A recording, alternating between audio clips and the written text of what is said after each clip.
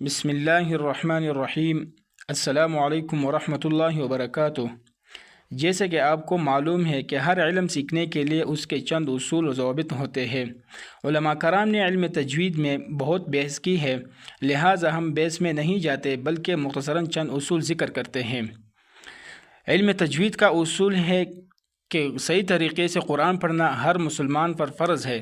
ہر مسلمان کو قرآن صحیح پڑھنے کی کوشش کرنی چاہیے، اور اگر وہ قرآن کی تلاوت میں کسی غلطی کا شکار ہے تو اس کے لیے ضروری ہے کہ وہ تجوید کے اصول سیکھے تاکہ قرآن کی تلاوت کی غلطی سے بچ سکے۔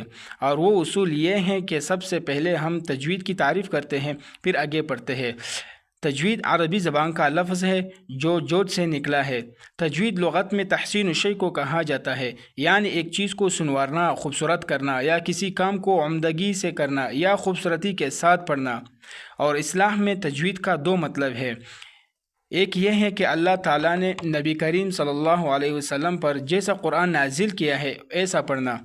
دوسرا مطلب یہ ہے کہ قرآن کی آیات کو صحیح تلفظ، درست قواعد اور مناسب انداز میں پڑھنا تاکہ قرآن کی شان و عظمت کے مطابق اس کی تلاوت کی جا سکے۔ تجوید کی ضرورت قرآن اور حدیث کی روشنی میں۔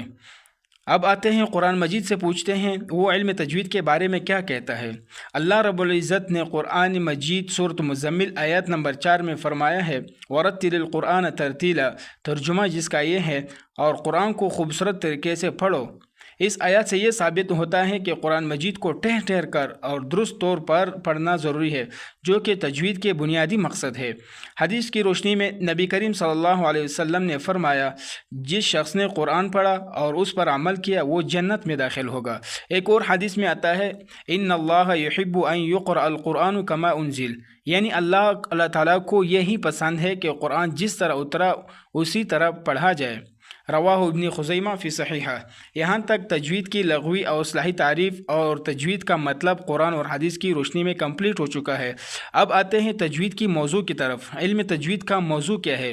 علم تجوید کا موضوع یہ ہے کہ قرآن شریف کی کلمات یا حروف ہے۔